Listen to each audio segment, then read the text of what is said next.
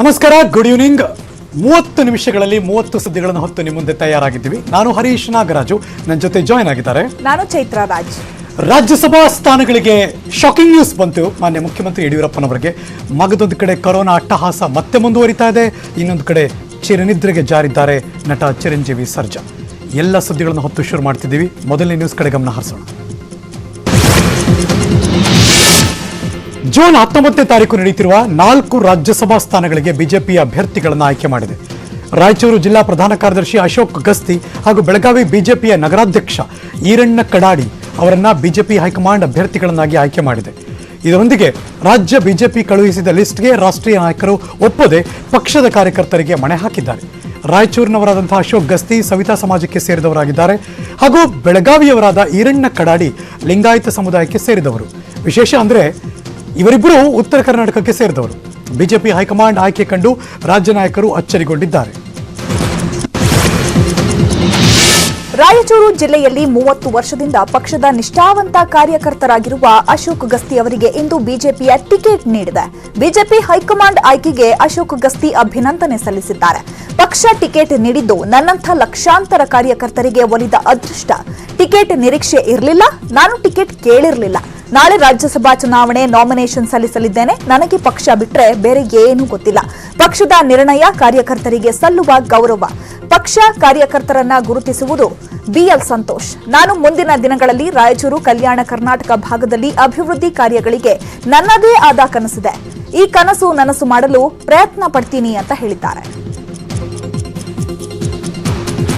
ನಾನು ಬೂತ್ ಮಟ್ಟದಲ್ಲಿ ಕೆಲಸ ಮಾಡ್ಕೊಂತ ಒಬ್ಬ ಕಾರ್ಯಕರ್ತನಾಗಿ ಇವತ್ತು 30 ವರ್ಷದಿಂದ ಬಿಜೆಪಿಯಲ್ಲಿ ಇರ್ತಕ್ಕಂಥ ವಿಚಾರಗಳು ರಾಜ್ಯಸಭೆಗೆ ನನ್ನ ಹೆಸರು ಅದು ಬಿಜೆಪಿಯಲ್ಲಿ ಕಾರ್ಯಕರ್ತರನ್ನ ಗುರುತಿಸ್ತದೆ ಅನ್ನೋದು ನಂಬಿಕೆ ನನಗೆ ಬಹಳ ಬಲವಾದದ್ದು. ಪಕ್ಷಕ್ಕೆ ಕೆಲಸ ಮಾಡ್ತಕ್ಕಂಥ ಕಾರ್ಯಕರ್ತರಿಗೆ ಸಲ್ಲಬೇಕಿ ಗೌರವ ಅನ್ನೋದು ನನ್ನ ಅಭಿಪ್ರಾಯ.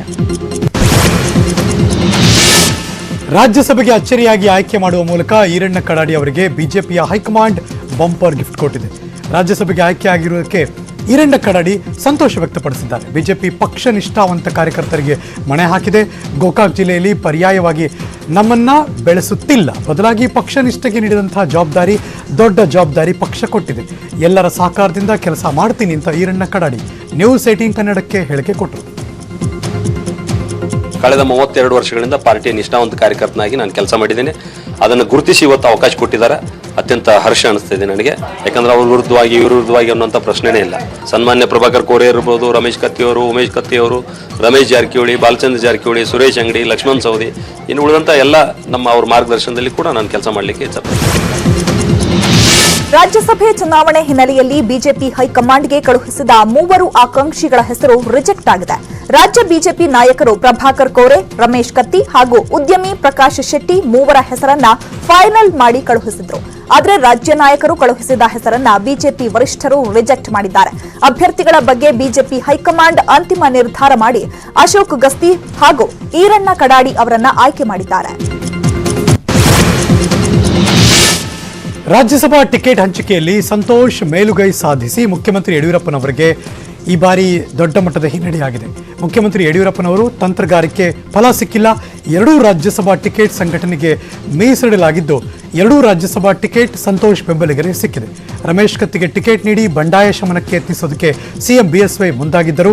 ರಮೇಶ್ ಕತ್ತಿಗೆ ಟಿಕೆಟ್ ಕೊಟ್ಟು ಉಮೇಶ್ ಕತ್ತಿ ಬಂಡಾಯ ಶಮನಕ್ಕೆ ಪ್ಲಾನ್ ಮಾಡಲಾಗಿತ್ತು. ಬಿಜೆಪಿ ಹೈಕಮಾಂಡ್ನಿಂದ ಅಚ್ಚರಿಯ ಅಭ್ಯರ್ಥಿಗಳ ಆಯ್ಕೆ ಹಿನ್ನೆಲೆಯಲ್ಲಿ ಬಿಜೆಪಿ ಹೈಕಮಾಂಡ್ ಮೇಲೆ ಸಿಎಂ ಬಿಎಸ್ವೈ ಬೇಸರ ವ್ಯಕ್ತಪಡಿಸಿದ್ದಾರೆ. ತಾನು ಸೂಚಿಸಿದ ಅಭ್ಯರ್ಥಿಗಳಿಗೆ ಹೈಕಮಾಂಡ್ ಮಣೆ ಹಾಕದೇ ಇರುವುದಕ್ಕೆ ಬೇಸರವನ್ನು ವ್ಯಕ್ತಪಡಿಸಿದ್ದಾರೆ. ಹೈಕಮಾಂಡ್ ಮೇಲೆ ಬೇಸರಗೊಂಡಿರುವ ಸಿಎಂ ಬಿಎಸ್ವೈ ಇಂದು ಯಾರ ಭೇಟಿಗೂ ಮುಂದಾಗಿಲ್ಲ. ಅಧಿಕಾರಿಗಳ ಜೊತೆ ಸಭೆ ನಡೆಸಿ ತನ್ನ ನಿವಾಸದಲ್ಲೇ ಸಿಎಂ ಉಳಿದಿದ್ದಾರೆ. ಬೆಳಗ್ಗೆಯಿಂದ ಯಾವ ನಾಯಕರನ್ನ ಕೂಡ ಭೇಟಿ ಮಾಡಿಲ್ಲ. ಇಷ್ಟು ದಿನ ಹೈಕಮಾಂಡ್ನಿಂದ ಏನೇ ಪ್ರಕಟ ಆದ್ರೂ ಅದಕ್ಕೆ ಪ್ರತಿಕ್ರಿಯೆ ನೀಡ್ತಾ ಇದ್ರು. ಇಲ್ಲದಿದ್ದಲ್ಲಿ ಟ್ವಿಟರ್ ಅಥವಾ ಮಾಧ್ಯಮ ಪ್ರಕಟಣೆ ಮೂಲಕ ಪ್ರತಿಕ್ರಿಯೆ ಕೊಡ್ತಾ ಇದ್ರು. ಇದೀಗ ರಾಜ್ಯಸಭೆಗೆ ಪ್ರಕಟವಾಗಿರೋ ಅಭ್ಯರ್ಥಿಗಳ ಬಗ್ಗೆ ಏನೂ ಪ್ರತಿಕ್ರಿಯೆ ಕೊಡಲಿಲ್ಲ. ಅಲ್ಲದೆ ಹೈಕಮಾಂಡ್ ನಡೆ ಬಗ್ಗೆ ತನ್ನ ಆಪ್ತರ ಬಳಿ ಸಿಎಂ ಬಿಎಸ್ವೈ ಬೇಸರ ಹೊರಹಾಕಿದ್ದಾರೆ.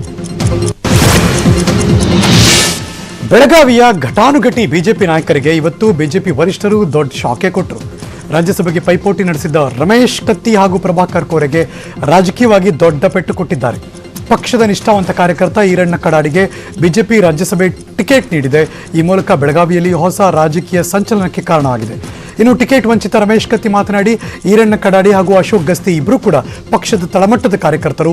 ತಳಮಟ್ಟ ಕಾರ್ಯಕರ್ತರಿಗೆ ಟಿಕೆಟ್ ನೀಡುವ ಮೂಲಕ ಹೈಕಮಾಂಡ್ ತಳಮಟ್ಟದ ಕಾರ್ಯಕರ್ತರನ್ನ ಪಕ್ಷ ಗುರುತಿಸಿದೆ. ಒಬ್ಬರು ಮುಂಬೈ ಕರ್ನಾಟಕ, ಮತ್ತೊಬ್ಬರು ಹೈದರಾಬಾದ್ ಕರ್ನಾಟಕ ಭಾಗದವರು. ಇಬ್ಬರಿಗೂ ನಮ್ಮ ಸಂಪೂರ್ಣ ಬೆಂಬಲ ಸಹಕಾರ ಇರುತ್ತೆ. ಇಬ್ಬರಿಗೂ ಅಭಿನಂದನೆಗಳು ಅಂತ ಹೇಳಿದರು. ಇಬ್ಬರು ಅಭ್ಯರ್ಥಿಗಳು ಇವತ್ತು ವಿಶೇಷವಾಗಿ ಮುಂಬೈ ಕರ್ನಾಟಕದವರಾಗಿರ್ತಕ್ಕಂಥ ಈರಣ್ಣ ಕದಾಡಿ ಅವರು, ಇನ್ನೋರು ಹೈದರಾಬಾದ್ ಕರ್ನಾಟಕದವರಾಗಿರ್ತಕ್ಕಂಥ ಅಶೋಕ್ ಗಸ್ತಿ ಅವರನ್ನ ಅವರ ಹೆಸರನ್ನ ಘೋಷಣೆ ಮಾಡಿದ್ದಾರೆ. ಅವರಿಬ್ಬರಿಗೂ ಪ್ರಥಮವಾಗಿ ನಾನು ಅಭಿನಂದನೆ ಮಾಡ್ತಾನೆ. ಪಕ್ಷಕ್ಕಾಗಿ ಯಾರು ದುಡಿದಿರ್ತಾರೆ ಅವರನ್ನು ಗುರುತಿಸಿ ಅವರಿಗೆ ಜವಾಬ್ದಾರಿಯನ್ನು ಕೊಡ್ತೀವಿ ಅನ್ನೋ ಸಂದೇಶವನ್ನು ಸಹಿತ ಕೊಟ್ಟಿರ್ತಕ್ಕಂಥ ಒಂದು ಒಳ್ಳೆಯ ವ್ಯವಸ್ಥಿತವಾಗಿರ್ತಕ್ಕಂಥ ನಿರ್ಣಯ. ಇನ್ನು ರಾಜ್ಯಸಭೆ ಚುನಾವಣೆ ಸ್ಪರ್ಧೆಗೆ ಟಿಕೆಟ್ ಸಿಕ್ಕಿರುವ ರಾಜ್ಯಸಭೆ ಅಭ್ಯರ್ಥಿಗಳಾದ ಈರಣ್ಣ ಕಡಾಡಿ ಮತ್ತು ಅಶೋಕ್ ಗಸ್ತಿಗೆ ಹೈಕಮಾಂಡ್ ಕರೆ ಮಾಡಿ ಶುಭಾಶಯ ತಿಳಿಸಿದೆ. ಬಿಜೆಪಿ ರಾಷ್ಟ್ರೀಯ ಅಧ್ಯಕ್ಷ ಜೆಪಿ ನಡ್ಡಾ ಕಚೇರಿಯಿಂದ ಕರೆ ಬಂದಿದ್ದು, ನಿಮಗೆ ಶುಭಾಶಯಗಳು. ನಾಳೆ ನಾಮಪತ್ರ ಸಲ್ಲಿಸಿ. ನಾಮಪತ್ರ ಸಲ್ಲಿಕೆಗೆ ಬೇಕಾದ ದಾಖಲಾತಿಗಳನ್ನು ಈ ಕೂಡಲೇ ಸಿದ್ಧಪಡಿಸಿಕೊಳ್ಳಿ. ನಾಮಪತ್ರ ಸಲ್ಲಿಕೆ ವೇಳೆ ಸಿಎಂ ಬಿಎಸ್ವೈ, ಪಕ್ಷದ ರಾಜ್ಯಾಧ್ಯಕ್ಷ ನಳಿನ್ ಕುಮಾರ್ ಕಟೀಲ್, ಪ್ರಮುಖ ಮುಖಂಡರು ನಿಮ್ಮ ಜೊತೆ ಇರ್ತಾರೆ ಅಂತ ಹೇಳಿದ್ದಾರೆ. ಅಲ್ಲದೆ ಸಿಎಂ ಬಿಎಸ್ ಯಡಿಯೂರಪ್ಪ ಈರಣ್ಣ ಕಡಾಡಿ, ಅಶೋಕ್ ಗಸ್ತಿಗೆ ಕರೆ ಮಾಡಿ ಶುಭಾಶಯ ತಿಳಿಸಿದ್ದಾರೆ. ರಾಜ್ಯದಿಂದ ಬಿಜೆಪಿ ಪಕ್ಷದ ರಾಜ್ಯಸಭೆಯ ಇಬ್ಬರು ಅಭ್ಯರ್ಥಿಗಳನ್ನ ಕೇಂದ್ರ ಚುನಾವಣೆ ಸಮಿತಿ ತೀರ್ಮಾನ ಮಾಡಿ ಮಾಹಿತಿಯನ್ನು ಕಳುಹಿಸಿದೆ ಅಂತ ಗ್ರಾಮೀಣಾಭಿವೃದ್ಧಿ ಸಚಿವ ಕೆಎಸ್ ಈಶ್ವರಪ್ಪನವರು ಹೇಳಿಕೆ ಕೊಟ್ಟಿದ್ದಾರೆ. ಈ ಬಗ್ಗೆ ಅವರು ಶಿವಮೊಗ್ಗದಲ್ಲಿ ಮಾತನಾಡ್ತಿದ್ರು. ಪಕ್ಷದ ಸಾಮಾನ್ಯ ಕಾರ್ಯಕರ್ತರಿಗೆ ರಾಜ್ಯಸಭೆ ಟಿಕೆಟ್ ನೀಡಲಾಗಿದೆ. ಬಿಜೆಪಿ ಪಕ್ಷದ ಕೇಂದ್ರ ಚುನಾವಣಾ ಸಮಿತಿ ವಾಟ್ಸಪ್ ಮೂಲಕ ಈ ಮಾಹಿತಿ ನಮ್ಮೆಲ್ಲರಿಗೂ ಕೂಡ ಕಳಿಸಿದ್ದಾರೆ ಅಂತ ಹೇಳಿಕೆ ಕೊಟ್ಟರು. ಈರಣ್ಣ ಕಡಾಡಿ, ಅಶೋಕ್ ಗಸ್ತಿ ಅವರನ್ನ ಆಯ್ಕೆ ಮಾಡಲಾಗಿದೆ. ಇಬ್ಬರು ಕಳೆದ ಹಲವು ದಶಕಗಳಿಂದ ಬಿಜೆಪಿ ಪಕ್ಷದಲ್ಲಿ ಕೆಲಸ ಮಾಡಿದ್ದಾರೆ. ಅಶೋಕ್ ಗಸ್ತಿ ತೀರಾ ಹಿಂದುಳಿದ ಸಮುದಾಯಕ್ಕೆ ಸೇರಿದಂತಹ ವ್ಯಕ್ತಿ ಅವರು. ಈರಣ್ಣ ಕಡಾಡಿ ಸಾಮಾನ್ಯ ಕಾರ್ಯಕರ್ತ. ಸಾಮಾನ್ಯ ಕಾರ್ಯಕರ್ತರಿಗೂ ರಾಜ್ಯಸಭೆಗೆ ಕಳಿಸುವಂತಹ ಶಕ್ತಿ ಇರೋದು ಬಿಜೆಪಿಗೆ ಮಾತ್ರ ಅಂತ ಅಭಿಪ್ರಾಯವನ್ನು ವ್ಯಕ್ತಪಡಿಸಿದರು. ಸಭೆಗೆ ಭಾರತೀಯ ಜನತಾ ಪಾರ್ಟಿಯಿಂದ ಇಬ್ಬರು ಅಭ್ಯರ್ಥಿಗಳನ್ನ ಇವತ್ತು ಕೇಂದ್ರ ಚುನಾವಣಾ ಸಮಿತಿ ತೀರ್ಮಾನ ಮಾಡಿ ನಮ್ಮೆಲ್ಲರೂ ಕೂಡ ವಾಟ್ಸಪ್ ಕಳಿಸಿದ್ದಾರೆ. ಪಕ್ಷದ ಸಂಘಟನೆಗೆ ಒತ್ತು ಕೊಡಂತ ಸಾಮಾನ್ಯ ಕಾರ್ಯಕರ್ತರಿಗೂ ಕೂಡ ರಾಜ್ಯಸಭೆ ಕಳಿಸಂತ ಒಂದು ಶಕ್ತಿ ಇರೋದು ಭಾರತೀಯ ಜನತಾ ಪಾರ್ಟಿಗೆ ಮಾತ್ರ ಅನ್ನೋದನ್ನು. ಇನ್ನು ರಾಜ್ಯಸಭೆ ಟಿಕೆಟ್ ಹಂಚಿಕೆ ವಿಚಾರಕ್ಕೆ ಸಂಬಂಧಪಟ್ಟಂತೆ ಬಿಜೆಪಿ ರಾಜ್ಯ ನಾಯಕರು ಪ್ರತಿಕ್ರಿಯಿಸಿದ್ದಾರೆ. ಧಾರವಾಡದಲ್ಲಿ ಸಚಿವ ಜಗದೀಶ್ ಶೆಟ್ಟರ್ ಮಾತನಾಡಿ, ಬಿಜೆಪಿ ಹೈಕಮಾಂಡ್ ತೀರ್ಮಾನ ಅಂತಿಮ. ಪಕ್ಷ ಸಂಘಟನೆ ನೋಡಿ ಟಿಕೆಟ್ ನೀಡಿದೆ. ಪಕ್ಷದ ಹೈಕಮಾಂಡ್ ತೀರ್ಮಾನಕ್ಕೆ ಬದ್ಧರಾಗಿರಬೇಕು ಅಂತ ಹೇಳಿದ್ದಾರೆ. ಹಾಗೆಯೇ ಮಾಜಿ ಸಚಿವ ಮುರುಗೇಶ್ ನಿರಾಣಿ ಮಂಡ್ಯದಲ್ಲಿ ಮಾತನಾಡಿ, ಆ ಬಗ್ಗೆ ಮಾತನಾಡುವಷ್ಟು ದೊಡ್ಡ ವ್ಯಕ್ತಿ ನಾನಲ್ಲ. ಅವರೆಲ್ಲ ಅಳೆದು ತೂಗಿ ತೀರ್ಮಾನ ಮಾಡಿರ್ತಾರೆ. ಆ ಬಗ್ಗೆ ನಾನು ವೈಯಕ್ತಿಕವಾಗಿ ಮಾತನಾಡಿ ಕಾಂಟ್ರವರ್ಸಿ ಮಾಡೋದು ಬೇಡ ಅಂತ ಹೇಳಿದ್ದಾರೆ. ಹಾಗೆಯೇ ಕಾರವಾರದಲ್ಲಿ ಆರೋಗ್ಯ ಸಚಿವ ಶ್ರೀರಾಮುಲು ಮಾತನಾಡಿ, ಬಿಜೆಪಿಯಲ್ಲಿ ತಳಮಟ್ಟದ ಕಾರ್ಯಕರ್ತರನ್ನು ಗುರುತಿಸಿ ಆಯ್ಕೆ ಮಾಡಲಾಗಿದೆ. ಹೈಕಮಾಂಡ್ ಆದೇಶಕ್ಕೆ ನಾವೆಲ್ಲ ತಲೆ ಬಾಗಬೇಕು ಅಂತ ಹೇಳಿದ್ದಾರೆ. ನಾವು ಇಲ್ಲಿ ರಿಕಮೆಂಡ್ ಮಾಡಿ ಕಳಿಸುವಂಥದ್ದು, ವರಿಷ್ಠರು ಅಂತಿಮ ನಿರ್ಧಾರ ಮಾಡುವಂಥದ್ದು. ಈಗ ವರಿಷ್ಠರು ನಿರ್ಧಾರ ಮಾಡಿದ್ದಾರೆ. ಕಾರ್ಯಕರ್ತರಿಗೆ ಟಿಕೆಟ್ ಕೊಟ್ಟಿದ್ರಿಂದ ಬಹುಶಃ ಅಸಮಾಧಾನ ಯಾವುದೂ ಪ್ರಶ್ನೆಯೇ ಬರುವುದಿಲ್ಲ. ಇವತ್ತು ರಮೇಶ್ ಕತ್ತಿಯವ್ರಿಗಾಗಲಿ, ಉಮೇಶ್ ಕತ್ತಿಯವ್ರಿಗಾಗಲಿ ಅಥವಾ ಪ್ರಭಾಕರ್ ಕೋರೆ ಅವರು ಅವ್ರಿಗೆ ಏನು ಸ್ಥಾನಮಾನ ಕೊಡಬೇಕು, ಅವ್ರಿಗೆ ಏನು ಗೌರವ ಕೊಡಬೇಕು ಸ್ಪಷ್ಟೀಕರಣ ಕೊಡ್ತಾ ಇದೆ ಸರ್. ಅದನ್ನು ತೀರ್ಮಾನ ಮಾಡಲಿಕ್ಕೆ ನಮ್ಮ ರಾಜ್ಯದ ಮತ್ತು ರಾಷ್ಟ್ರೀಯ ನಾಯಕರಿದ್ದಾರೆ, ಸಂಪರ್ಕ ಹಿರಿಯರಿದ್ದಾರೆ. ಅದನ್ನು ತೀರ್ಮಾನ ಮಾಡುವಂತ ದೊಡ್ಡ ವ್ಯಕ್ತಿ ನಾನಲ್ಲ. ಅದಕ್ಕೆ ನಾನು ಕನ್ವಿನ್ಸ್ ಮಾಡ್ತೇನೆ. ಅವರೆಲ್ಲ ಅಳದು ತೂಗಿ ಮಾಡಿರ್ತಾರೆ. ಅದಕ್ಕೆ ನಾವು ವೈಯಕ್ತಿಕವಾಗಿರುವಂಥದ್ದು ಅದನ್ನು ಕಂಟ್ರವರ್ಸಿ ಆಗುವಂಥದ್ದು ಬೇಡ. ಅದನ್ನು ದೊಡ್ಡವರು ತೀರ್ಮಾನ ಮಾಡಿದ್ರೆ ನಮ್ಮ ಪ್ರಶ್ನೆ ಹಾಕೋದು ಸರಿಯಲ್ಲ. ಅಸಮಾಧಾನ ಇವತ್ತು ಏನು ನಿರ್ಧಾರವನ್ನು ತಗೊಂತದೋ ನಾವೆಲ್ಲರೂ ಕೂಡ ಆ ನಿರ್ಧಾರಕ್ಕೆ ತಲೆಬಾಗಲೇಬೇಕಾಗಿದೆ. ಅಶೋಕ್ ಗಸ್ತಿಯವರಾಗಿರ್ಬೋದು, ಈರಣ್ಣ ಕರಡಿ ಆಗಿರ್ಬೋದು, ಕೆಳಮಟ್ಟದಿಂದ ಭಾರತೀಯ ಜನತಾ ಪಾರ್ಟಿಯನ್ನು ಕಟ್ಟಿದಂಥವ್ರು, ಪಕ್ಷಕ್ಕೋಸ್ಕರವಾಗಿ ದುಡಿದಂಥವ್ರು, ಎಲ್ಲೊಂದು ಕಡೆ ಹಿರಿಯ ನಾಯಕರಿದ್ದಂಥ ಟೈಮಲ್ಲಿ ಬೇರೆಯವ್ರು ಕೂಡ ಅವಕಾಶವನ್ನು ಕೊಡಬೇಕು ಅನ್ನೋ ಕಾರಣದಿಂದ ಪಾರ್ಟಿ ಇವತ್ತು ಇಬ್ಬರನ್ನ ಹೊಸಬ್ರನ್ನ ಆಯ್ಕೆ ಮಾಡಿರ್ಬೋದು. ಇದು ಬಿಜೆಪಿ ಕಥೆ. ಆದರೆ ಮಗದೊಂದು ಕಡೆ ಕಾಂಗ್ರೆಸ್ನಲ್ಲಿ ಇವತ್ತು ರಾಜ್ಯಸಭಾ ಅಭ್ಯರ್ಥಿಯಾಗಿ ಮಲ್ಲಿಕಾರ್ಜುನ ಖರ್ಗೆ ಅವರು ನಾಮಪತ್ರವನ್ನ ಸಲ್ಲಿಕೆ ಮಾಡಿದ್ರು. ಅದಾದ್ಮೇಲೆ ಮಲ್ಲಿಕಾರ್ಜುನ ಖರ್ಗೆ ಅವರು ಮಾತಾಡಿದ್ರು, ನನ್ನ ಅಭ್ಯರ್ಥಿ ಮಾಡಿದ ಹೈಕಮಾಂಡ್ಗೆ ಧನ್ಯವಾದ ತಿಳಿಸ್ತೇನೆ. ನಾಯಕರು ನನ್ನ ಮೇಲೆ ಇಟ್ಟಿರುವಂಥ ನಂಬಿಕೆ ಉಳಿಸ್ಕೊಳ್ತೀನಿ. ಚುನಾವಣೆ ನಡೆದರೆ ಎಲ್ಲ ಶಾಸಕರು ಬಂದು ನನಗೆ ತಪ್ಪದೇ ಮತ ಚಲಾಯಿಸಿ ಅಂತ ಮನವಿ ಮಾಡ್ತೇನೆ ಎಂದರು. ಕಾಂಗ್ರೆಸ್ ಪಕ್ಷದ ರಾಜ್ಯಸಭೆ ಅಭ್ಯರ್ಥಿಯಾಗಿ ಶ್ರೀಮತಿ ಸೋನಿಯಾ ಗಾಂಧೀಜಿಯವರು, ರಾಹುಲ್ ಗಾಂಧಿಯವರು ಆಯ್ಕೆ ಮಾಡಿದ್ದಾರೆ. ತುಂಬ ಹೃದಯದ ಧನ್ಯವಾದಗಳನ್ನು ಹೇಳ್ತೇನೆ ಮತ್ತು ಕೃತಜ್ಞತೆಯನ್ನು ಸಲ್ಲಿಸ್ತೇನೆ. ವಿಧಾನಸಭೆಯ ಎಲ್ಲ ಶಾಸಕರು ನನ್ನನ್ನು ಬೆಂಬಲಿಸಬೇಕು ಅನ್ನತಕ್ಕಂಥದ್ದು ನಾನು ಈ ಸಂದರ್ಭದಲ್ಲಿ ಕೇಳಿಕೊಳ್ತೇನೆ. ಮಲ್ಲಿಕಾರ್ಜುನ ಖರ್ಗೆ ಆಯ್ಕೆ ವಿಚಾರಕ್ಕೆ ಸಂಬಂಧಪಟ್ಟಂತೆ ಮಾಜಿ ಸಿಎಂ ಹಾಗೂ ವಿಪಕ್ಷ ನಾಯಕ ಸಿದ್ದರಾಮಯ್ಯ ಪ್ರತಿಕ್ರಿಯಿಸಿದರು. ನಾವೆಲ್ಲ ಒಂದೇ ಹೆಸರು ಅಂತಿಮ ಮಾಡಿದ್ವಿ. ನಮ್ಮ ಮಾತನ್ನ ಹೈಕಮಾಂಡ್ ಪರಿಗಣಿಸಿ ಮಲ್ಲಿಕಾರ್ಜುನ ಖರ್ಗೆ ಅವರನ್ನ ಅಭ್ಯರ್ಥಿ ಮಾಡಿದ್ದಾರೆ. ಹೈಕಮಾಂಡ್ ಸೋನಿಯಾ ಮತ್ತು ರಾಹುಲ್ ಗಾಂಧಿಗೆ ಧನ್ಯವಾದಗಳನ್ನು ತಿಳಿಸಿದ್ರು.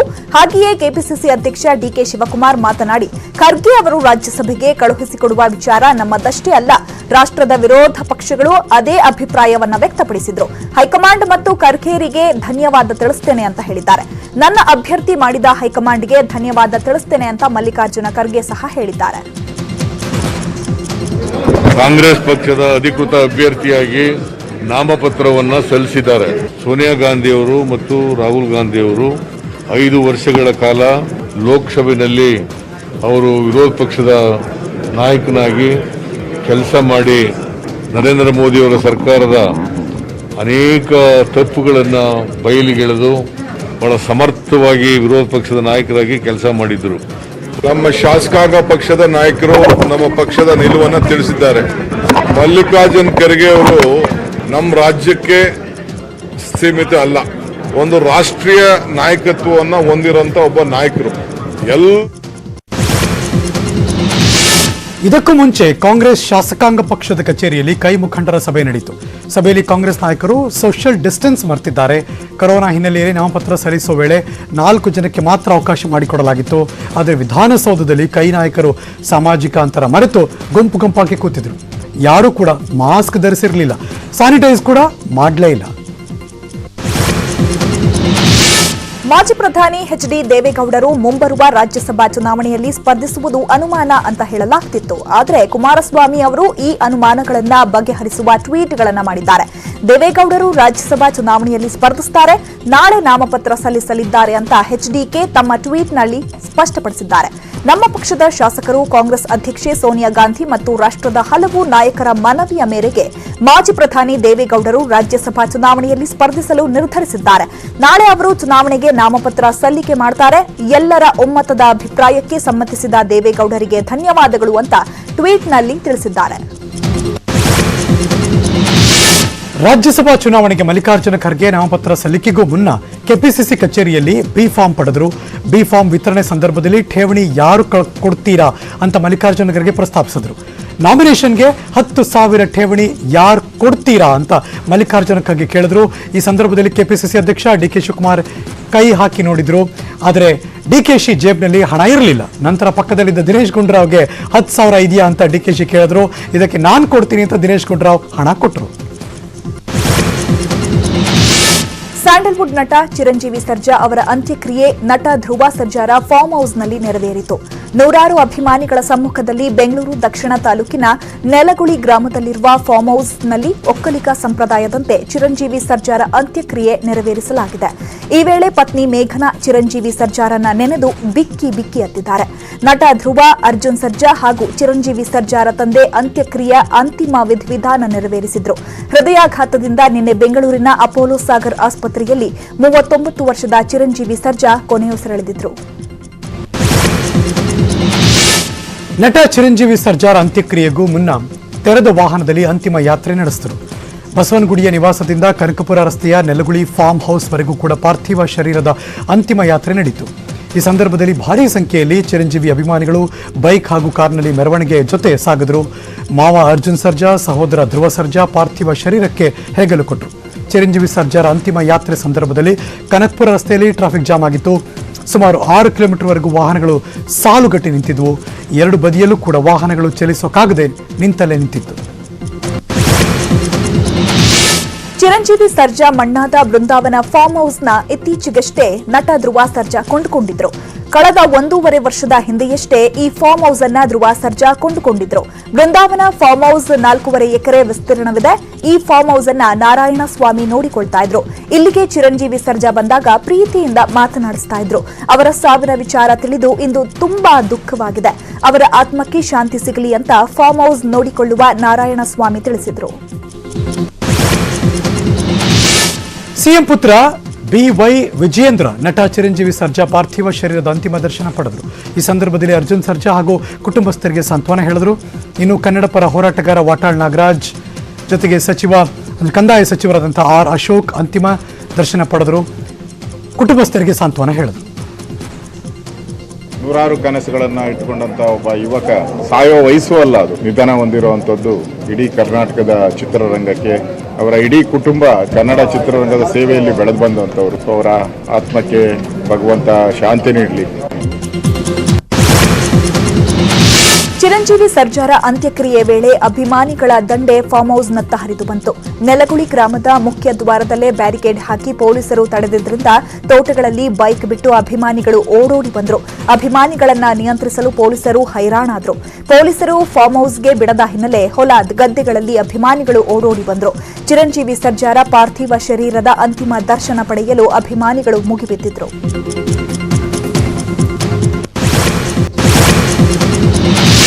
ಗೆಳೆಯನನ್ನ ನೆನೆದು ನಟ ಪ್ರಜ್ವಲ್ ದೇವರಾಜ್ ಕಣ್ಣೀರು ಹಾಕಿದ್ರು. ಪ್ರಜ್ವಲ್ ಅಳುವುದನ್ನ ನೋಡಿ ಪತ್ನಿ ರಾಧಿಕಾ ಚಂದ್ರನ್ ಕೂಡ ಕಣ್ಣೀರು ಹಾಕಿದ್ರು.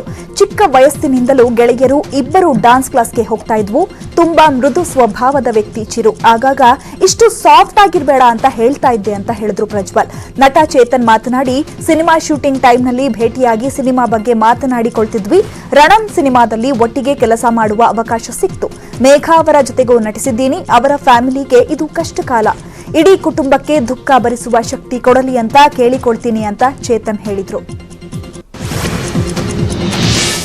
ನಟ ಚಿರಂಜೀವಿ ಸರ್ಜಾ ಸಾವಿನಿಂದ ಏನ್ ಹೇಳಬೇಕು ಅನ್ನೋದು ತೋಚ್ತಾ ಇಲ್ಲ ಅಂತ ಅಭಿಷೇಕ್ ಅಂಬರೀಶ್ ಹೇಳಿಕೆ ಕೊಟ್ಟರು. ಊಟಕ್ಕೆ ಒಟ್ಟಿಗೆ ಸೇರ್ತಾ ಇದ್ವಿ, ತುಂಬಾ ದುಃಖ ಆಗ್ತಾ ಇದೆ, ಇಷ್ಟು ಚಿಕ್ಕ ವಯಸ್ಸಲ್ಲಿ ಹೀಗಾಗಬಾರ್ದಾಗಿತ್ತು ಅಂದ್ರು. ಇನ್ನು ಗೆಳೆಯನನ್ನು ನೆನೆದು ನಟ ಆದಿತ್ಯ ತುಂಬಾ ಬೇಸರ ವ್ಯಕ್ತಪಡಿಸಿದ್ರು. ಅವರ ಕುಟುಂಬದ ಜೊತೆ ಎಂದಿಗೂ ಇರ್ತೀವಿ. ಚಿರು ನನ್ನ ಆತ್ಮೀಯ ಗೆಳೆಯ. ಇಡೀ ಕುಟುಂಬಕ್ಕೆ ದುಃಖ ಭರಿಸುವಂತಹ ಶಕ್ತಿ ಭಗವಂತ ಕೊಡ್ಲಿ ಅಂತ ಕೇಳ್ಕೊಳ್ತೀನಿ ಎಂದರು. ಅಕಾಲಿಕ ಮರಣ ಹೊಂದಿದ ನಟ ಚಿರಂಜೀವಿಗೆ ಅಷ್ಟಮ ಕುಜ ದೋಷ ಇತ್ತು ಅಂತ ನಟ ಜಗ್ಗೇಶ್ ಟ್ವಿಟರ್ನಲ್ಲಿ ಬರೆದುಕೊಂಡಿದ್ದಾರೆ. ಮದುವೆ ವೇಳೆ ಪೂಜೆಗೆ ಜ್ಯೋತಿಷಿಗಳು ಸಲಹೆಯನ್ನ ನೀಡಿದ್ರು ಅಂತ ಚಿರು ಸಾವಿನ ಬಳಿಕ ನೆನಪುಗಳನ್ನ ಬಿಚ್ಚಿಟ್ಟಿದ್ದಾರೆ. ಮದುವೆಗೂ ಮುನ್ನವೇ ಪೂಜೆ ಮಾಡಿ ಎಂದಿದ್ರಂತೆ, ಆದ್ರೆ ಪೂಜೆ ಮಾಡಿಸಿರುವ ಬಗ್ಗೆ ನನಗೆ ಮಾಹಿತಿ ಇಲ್ಲ. ಜ್ಯೋತಿಷಿ ಪ್ರಕಾಶ್ ಅಮ್ಮಣ್ಣಯ್ಯ ದೋಷ ಪೂಜೆ ಮಾಡಿಸಲು ಹೇಳಿದ್ರು. ಮದುವೆ ವೇಳೆ ಮೇಘನಾ ಮನೆಯವರ ಜೊತೆ ಮಾತನಾಡಲು ಚಿರು ಮನವಿ ಮಾಡಿದ್ರು. ಆಗ ಜಾತಕ ತೋರಿಸಿದಾಗ ದೋಷದ ಬಗ್ಗೆ ಮಾಹಿತಿ ಸಿಕ್ಕಿತ್ತು ಅಂತ ನಟ ಜಗ್ಗೇಶ್ ಟ್ವೀಟ್ನಲ್ಲಿ ಬರೆದುಕೊಂಡಿದ್ದಾರೆ. ಕೇಂದ್ರ ಸರ್ಕಾರ ಘೋಷಣೆ ಮಾಡಿದ್ದ ಅನ್ಲಾಕ್ 1.0 ಇವತ್ತಿನಿಂದ ಜಾರಿಗೆ ಬರ್ತಾ ಇದೆ. ಹೀಗಾಗಿ ದೇವಸ್ಥಾನ, ಮಸೀದಿ, ಚರ್ಚ್ನಂತಹ ಧಾರ್ಮಿಕ ಕೇಂದ್ರಗಳು, ಶಾಪಿಂಗ್ ಮಾಲ್ಸ್, ಹೋಟೆಲ್ ಮತ್ತು ರೆಸ್ಟೋರೆಂಟ್ಗಳು 2.5 ತಿಂಗಳ ಆದಮೇಲೆ ಮತ್ತೆ ಬಾಗಿಲು ಓಪನ್ ಆಯಿತು. ಇದರೊಂದಿಗೆ 98% ಸೇವೆ ಮತ್ತು ಚಟುವಟಿಕೆಗಳು ಪುನರಾರಂಭ ಆಗಿದೆ. ಶಾಪಿಂಗ್ ಮಾಲ್, ಹೋಟೆಲ್, ರೆಸ್ಟೋರೆಂಟ್ಗಳು ಹಾಗೂ ದೇವಸ್ಥಾನಗಳಲ್ಲಿ ದೇವರ ದರ್ಶನಕ್ಕೆ ಮಾಸ್ಕ್, ಸ್ಯಾನಿಟೈಸರ್, ಸಾಮಾಜಿಕ ಅಂತರ ಸೇರಿದಂತೆ ಹಲವು ಸುರಕ್ಷತಾ ಕ್ರಮಗಳನ್ನು ಕೈಗೊಳ್ಳಲಾಗಿದೆ. ಈಗಾಗಲೇ ಬಸ್, ರೈಲು ಹಾಗೂ ವಿಮಾನ ಸಂಚಾರ ಶುರುವಾಗಿದೆ. ಕಚೇರಿಗಳು ಕೂಡ ಕಾರ್ಯನಿರ್ವಹಿಸ್ತಾ ಇವೆ. ದೆಹಲಿ ಮುಖ್ಯಮಂತ್ರಿ ಅರವಿಂದ್ ಕೇಜ್ರಿವಾಲ್ ಅವರಲ್ಲಿ ಮಹಾಮಾರಿ ಕೊರೋನಾ ವೈರಸ್ ಲಕ್ಷಣಗಳು ಕಂಡುಬಂದಿದೆ ಅಂತ ಹೇಳಲಾಗ್ತಾ ಇದ್ದು, ಈ ಹಿನ್ನೆಲೆಯಲ್ಲಿ ಎಲ್ಲಾ ಕಾರ್ಯಕ್ರಮಗಳನ್ನು ರದ್ದುಪಡಿಸಿರುವ ಕೇಜ್ರಿವಾಲ್ ರವರು ಸೆಲ್ಫ್ ಐಸೋಲೇಷನ್ನಲ್ಲಿದ್ದಾರೆ. ನಿನ್ನೆ ಮಧ್ಯಾಹ್ನದ ವೇಳೆ ಕೇಜ್ರಿವಾಲ್ ಅವರಲ್ಲಿ ಜ್ವರ, ಗಂಟಲು ಕೆರೆದಂತಹ ಕೊರೋನಾ ಲಕ್ಷಣಗಳು ಕಂಡುಬಂದ ಹಿನ್ನೆಲೆಯಲ್ಲಿ ಎಲ್ಲಾ ಸರ್ಕಾರಿ ಕಾರ್ಯಕ್ರಮಗಳನ್ನು ರದ್ದುಪಡಿಸಿ ಐಸೋಲೇಷನ್ನಲ್ಲಿದ್ದಾರೆ. ವೈರಸ್ ಲಕ್ಷಣಗಳು ಕಂಡುಬಂದ ಹಿನ್ನೆಲೆಯಲ್ಲಿ ನಾಳೆ ಕೇಜ್ರಿವಾಲ್ ಅವರಿಗೆ ಕೊರೋನಾ ಪರೀಕ್ಷೆ ನಡೆಸಲಾಗುತ್ತಿದೆ. ರಾಜ್ಯದಲ್ಲಿ ಇಂದು ಮತ್ತೆ 308 ಮಂದಿಗೆ ಕೋವಿಡ್-19 ಪಾಸಿಟಿವ್ ದೃಢಪಟ್ಟಿದೆ. ಇದರೊಂದಿಗೆ ರಾಜ್ಯದಲ್ಲಿ ಸೋಂಕಿತರ ಸಂಖ್ಯೆ 5760ಕ್ಕೆ ಏರಿಕೆಯಾಗಿದೆ. ಇಂದು ಬೆಂಗಳೂರಿನಲ್ಲಿ ಕೊರೋನಾ ವೈರಸ್ನಿಂದ 3 ಮೃತಪಟ್ಟಿದ್ದು, ಇದರೊಂದಿಗೆ ರಾಜ್ಯದಲ್ಲಿ ಕೊರೋನಾದಿಂದ ಮೃತಪಟ್ಟವರ ಸಂಖ್ಯೆ 64ಕ್ಕೆ ಏರಿಕೆಯಾಗಿದೆ. ಇಂದು ಬೆಂಗಳೂರಿನಲ್ಲಿ 18, ಕಲಬುರಗಿಯಲ್ಲಿ 99, ಯಾದಗಿರಿಯಲ್ಲಿ 66, ಬೀದರ್ನಲ್ಲಿ 48 ಹಾಗೂ ಉಡುಪಿಯಲ್ಲಿ 45 ಮಂದಿಯಲ್ಲಿ ಸೋಂಕು ಕಾಣಿಸಿಕೊಂಡಿದೆ. ಭಾರತದಲ್ಲಿ ಕೊರೋನಾ ಸೋಂಕಿತರ ಸಂಖ್ಯೆ 2,56,611ಕ್ಕೆ ಏರಿಕೆಯಾಗಿದೆ. ಭಾರತದಲ್ಲಿ ಇದುವರೆಗೂ ಕೊರೋನಾಗೆ 7,200 ಮಂದಿ ಸಾವನ್ನಪ್ಪಿದ್ದಾರೆ. ಮಹಾರಾಷ್ಟ್ರ ಒಂದರಲ್ಲೇ ಸೋಂಕಿತರ ಸಂಖ್ಯೆ 85,975ಕ್ಕೆ ಏರಿಕೆಯಾಗಿದೆ. ತಮಿಳುನಾಡಲ್ಲಿ 31,667 ಮಂದಿಗೆ ಸೋಂಕು ತಗುಲಿದೆ. ದೆಹಲಿಯಲ್ಲಿ ಸೋಂಕಿತರ ಸಂಖ್ಯೆ 28,936ಕ್ಕೆ ಏರಿಕೆಯಾಗಿದೆ. ಕೊರೋನಾ ಅಟ್ಟಹಾಸಕ್ಕೆ ವಿಶ್ವವೇ ನಲುಗಿ ಹೋಗಿದೆ. ಈವರೆಗೆ ಜಗತ್ತಿನಾದ್ಯಂತ ಸೋಂಕಿತರ ಸಂಖ್ಯೆ 71 ಲಕ್ಷ ಗಡಿ ದಾಟಿದೆ. ಕೊರೋನಾಗೆ ಮೃತಪಟ್ಟವರ ಸಂಖ್ಯೆ 4,06,000ಕ್ಕೆ ಏರಿಕೆಯಾಗಿದೆ. ವಿಶ್ವದ ದೊಡ್ಡಣ್ಣ ಅಮೆರಿಕಾದಲ್ಲಿ ಮಹಾಮಾರಿ ಕೊರೋನಾಗೆ 1,12,000ಕ್ಕೂ ಹೆಚ್ಚು ಜನ ಮೃತಪಟ್ಟಿದ್ದು, 20,08,000ಕ್ಕೂ ಹೆಚ್ಚು ಮಂದಿಗೆ ಸೋಂಕು ಅಂಟಿದೆ. ಈ ಕೊರೋನಾ ಕಾಲದಲ್ಲಿ ಯಾವುದರಿಂದ ನಿಮಗೆ ಸೋಂಕು ತಗಲಬಹುದು ಅಂತ ಹೇಳೋಕ್ ಸಾಧ್ಯವೇ ಇಲ್ಲ.